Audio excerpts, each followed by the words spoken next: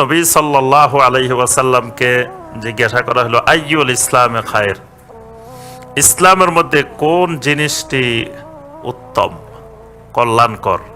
নবী সাল্লাল্লাহু আলাইহি ওয়াসাল্লাম তাকে দুইটা জিনিসের কথা বললেন ওই সাহাবীকে। একটা হলো তুতিউত তাআম, তুমি মানুষকে খাওয়াবে। আরেকটা হলো ওয়া তুকরিউস সালাম আলা মান আরাফতা ওয়া মান লাম তা'রিফ, তুমি যাকে চিনো আর যাকে না চিনো সবাইকে তুমি সালাম দিবা। এটা ইসলামের একটা সৌন্দর্য, ইসলামের একটা আদাব। অথচ মুসলিম এখন দেখে দেখে, চেহারা দেখে দেখে সালাম দেয়, এবং এটা কিয়ামতের একটা আলামত। কিয়ামতের যে ছোট ছোট আলামত গুলো আছে তার মধ্যে একটা আছে, নবী সাল্লাল্লাহু আলাইহি ওয়াসাল্লাম বলছেন সালামের প্রচলন কমে যাবে এবং নিজেদের মধ্যে সীমাবদ্ধ হয়ে যাবে সালামটা। মানে নিজের দলের, নিজের গ্রুপের, নিজের ছাড়া আর কাউকে সালাম দিবে না।